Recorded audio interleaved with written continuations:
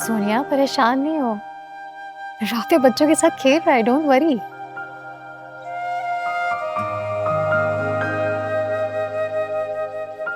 SIM भाई नहीं आए अभी तक, कॉल कर लेती हूँ।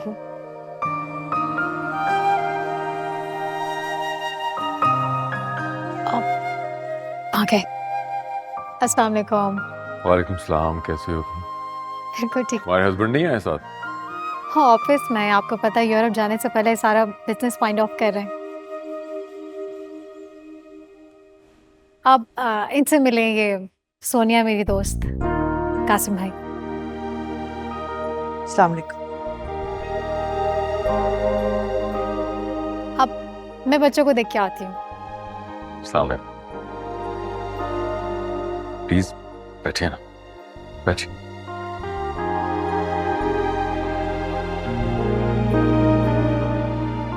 कैसे हैं आप? मैं ठीक हूँ। दरअसल मैंने जिया से कहा था कि मुझे आपसे अकेले में कुछ बात करनी है। मैंने आपसे कुछ ज़रूरी बात करनी है अपने बच्चों के हवाले से। जी, जिया ने मुझे बताया आपके बारे में, आपके बच्चों के बारे में, बल्कि एक तस्वीर भी दिखा दी थी। तभी मैं आपसे बात करने के लिए आया हूँ। अच्छा, तो आपके 2 बच्चे हैं? जी, बड़ी बेटी अमल और छोटा बेटा राफे। मैं अपने बच्चों की वजह से ही शादी कर रही हूँ। जिया ने आपको बताया हो? ऑफ कोर्स बताया था, तभी तो मैंने अपनी तरफ से हाँ कर दी। मैं भी एक अच्छे इंसान की तलाश में था। वो क्या है, मेरे बच्चे मुझसे बहुत अटैच हैं, मेरे बगैर रह नहीं सकते। जी, माँ चीज ही ऐसी होती है। No tension. मेरी फर्स्ट वाइफ की डेथ के बाद बासिल को संभालना मेरे लिए काफी मुश्किल हो गया था,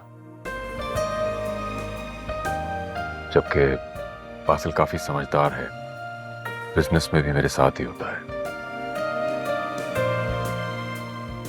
जिया ने बताया था मुझे कि आपके हस्बैंड की डेथ के बाद आपने किस तरह सर्वाइव किया है। अब देखें सोनिया, यकीनन जिंदगी एक थका देने वाला सफर है,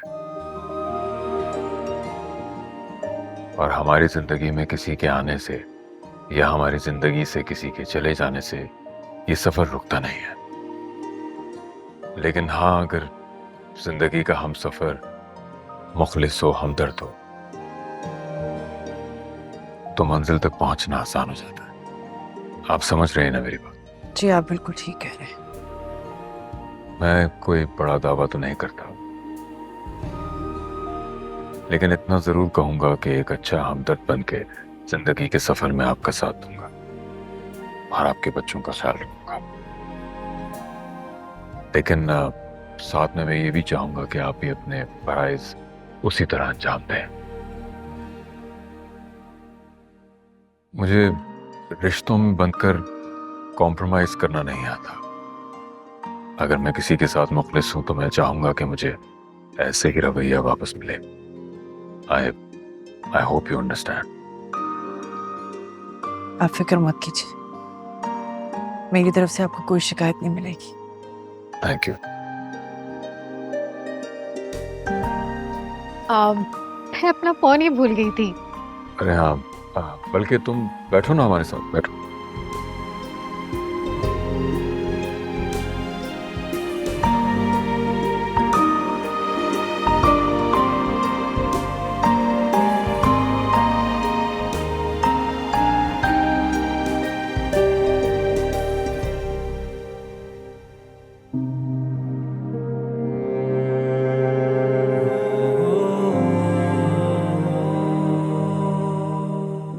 तुम्हारी माँ की शादी होने से पहले तुम्हारी शादी होगी और तुम मेरी दुल्हन बनोगी, मेरी।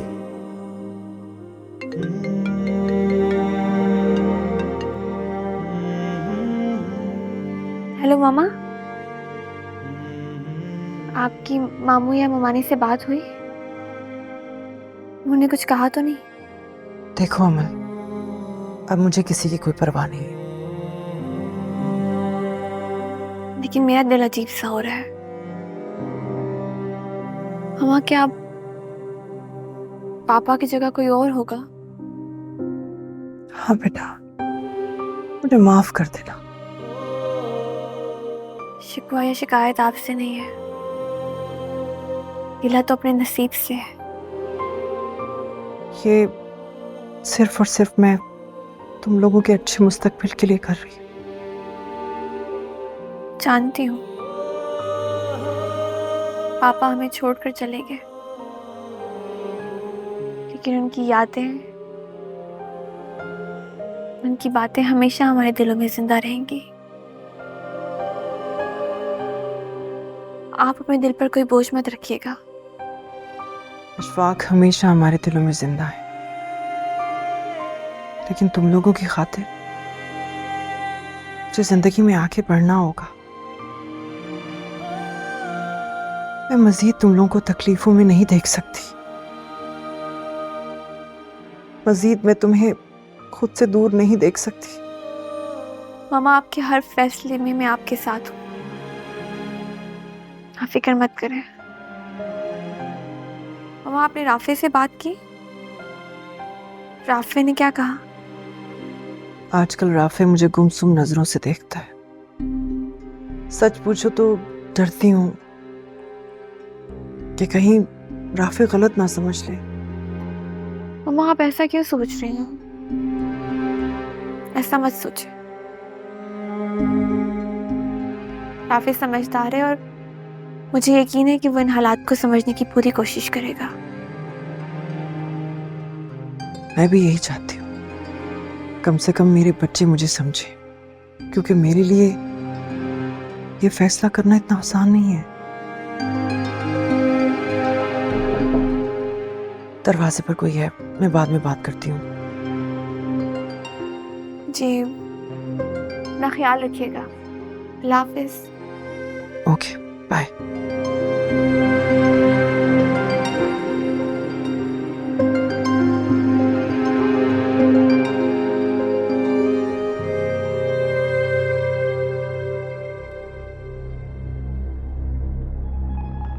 ये मैं क्या सुन रहा हूं? तुम दूसरी शादी करने जा रही हो? अरे दिमाग ठिकाने है तुम्हारा? अरे ऐसा करने से पूरे खानदान में हमारी क्या इज्जत रह जाएगी?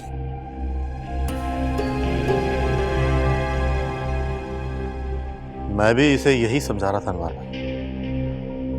तुम तो बड़ा अशफाक अशफाक करती फिरती थी।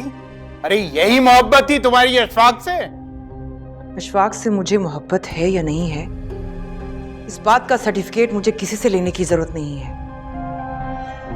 और रही बात इस खानदान की इज्जत की, इसी खानदान में मेरी बच्ची रोती रही, उसे रुसवाई की दहलीज पर लाकर खड़ा कर दिया गया। सुन रहे हैं आप? आपकी बहन किस तरह बात कर रही है?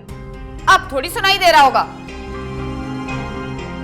मेरी नाजों से पली बेटी को इसी घर में जलील किया गया। उस वक्त तो आप लोगों की इज्जत में कोई फर्क नहीं पड़ा ना, तो बेफिक्र हो जाइए।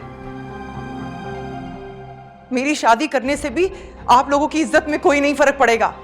कुछ तो शर्म करो सोनिया, तुम्हारी बेटी जवान, उसकी शादी की उम्र है और तुम खुद शादी करना चाहती हो। दुनिया क्या कहेगी? अनवर भाई, मैं आपको बड़े भाई जैसा समझती हूँ, लेकिन मेरी बेटी की जिंदगी का फैसला आप नहीं कर सकते। और अगर आपने जोर जबरदस्ती करने की कोशिश की तो मैं कानूनी कार्रवाई करूंगी, और फिर उसमें उस लोन का तकाजा भी करूंगी जो आपने अशफाक से लिया था। फिर क्या इज्जत रह जाएगी आपकी? बहुत अफसोस की बात, मगर तुमसे यही उम्मीद थी। अरे बदले में मैंने अशफाक के बहुत सारे सरकारी काम भी करवाए थे। मुफ्त में उसने मुझे उधार नहीं दिया था। जानती हूं कि आप वो पैसे कभी वापस नहीं करेंगे, और मैं इस बात का दावा भी नहीं करूंगी। अगर आप मेरी बच्ची को कुछ दिन अपने घर में रखेंगे तहफ़्फ़ुज़ के साथ। तो